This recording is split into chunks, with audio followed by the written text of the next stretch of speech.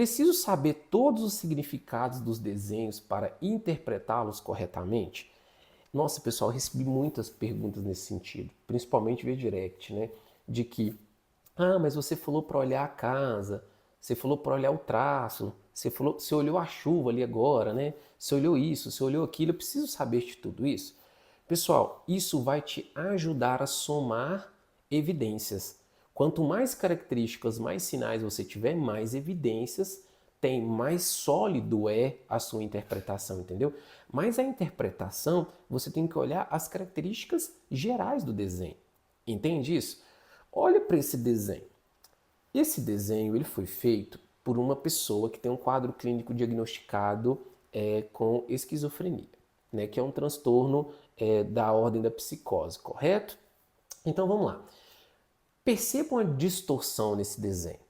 Esse desenho ele tem uma forma natural, uma forma típica de que um neurótico desenharia. Deixa eu dar um exemplo para vocês aqui. Aqui, ó. Olha para vocês verem aqui, ó. Olha o desenho de um neurótico. Olha o formato. Por mais que tenha uma condição que a gente já tratou aqui, mas olha o formato. Olha dessa outra criança aqui. Entende que existe uma forma delimitada, existe uma conexão com a realidade? Perceba aqui, ó, que você tem braços, você tem rosto, você tem corpo, tronco, aqui também, aqui também, aqui também, né? Você tem esses elementos do real estabelecido. Olha aqui, por mais que seja um indivíduo depressivo, você tem todos os braços, tem a estrutura. Mas vamos ver esse desenho, olha isso. Você vê que existe uma elaboração cognitiva complexa, que esse não é um traço feito de forma aleatória. Esse indivíduo ele não pegou o lápis e fez igual aquela criança do TDAH e fez assim, ó. Concorda? Concorda que tem uma precisão ali nessa ilustração? Se você não concorda, deixa eu te mostrar. Que talvez você concorde comigo. Vamos lá, vamos comentando aí que eu vou tentando responder vocês. A minha equipe vai dando esse suporte, tá bom? Mas vamos lá. Olha essa ilustração, pessoal. Aqui para você ver, ó, tem dois olhos, tem delimitação do nariz, tem delimitação da boca, tem a borda que representaria, teoricamente, o membro superior desse indivíduo, que é a cabeça.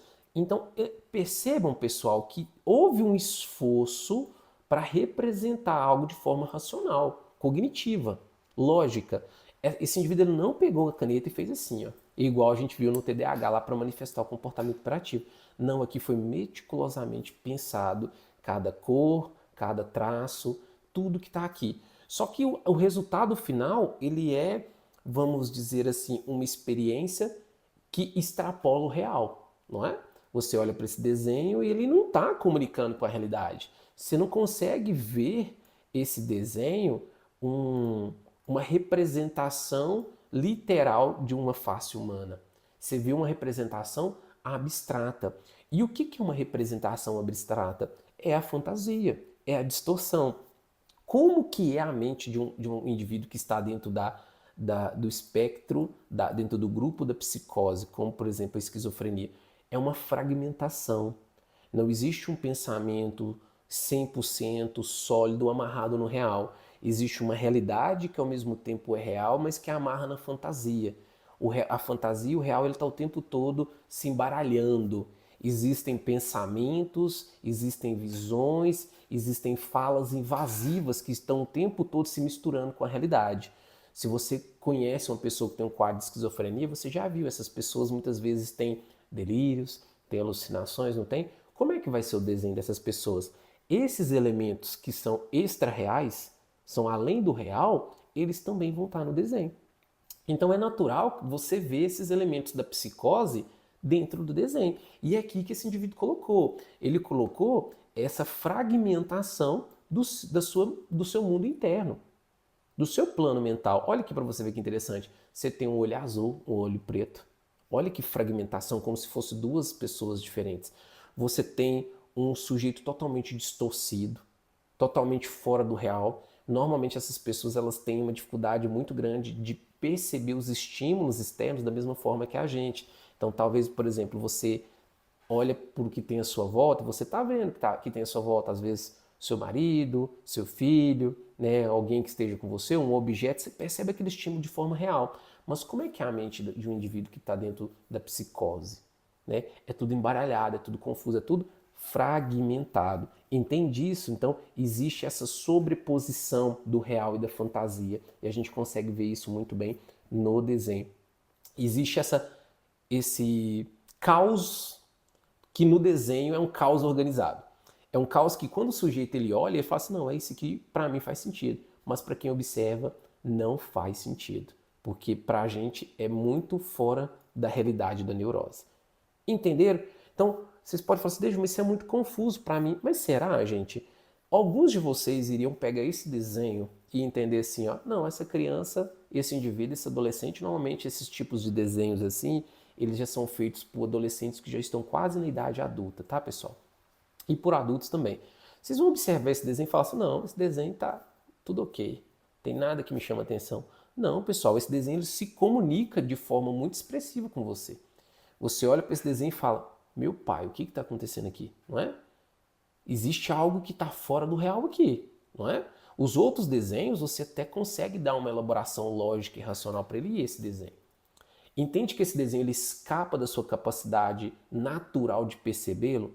Você só vai conseguir dar sentido para esse desenho se você conseguir obter várias informações sobre a mente humana daquele indivíduo, porque não tem essa lógica, mas você consegue entender que a mente humana desse indivíduo é fragmentada, ela é desorganizada, ela é caótica, ela existe uma ruptura nessa mente.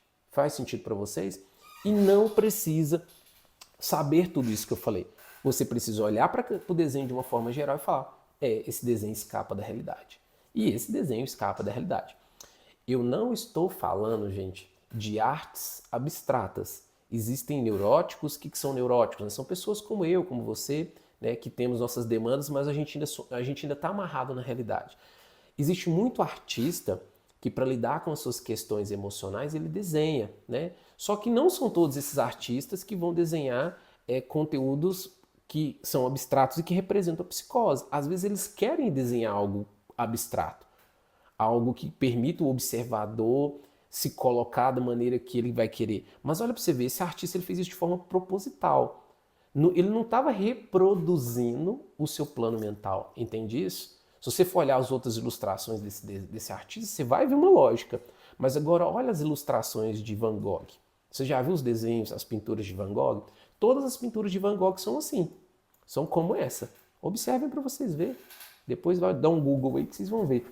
Por quê? Porque ele tem o aparelho mental com essa ruptura do real. Então isso vai estar nas suas obras de arte.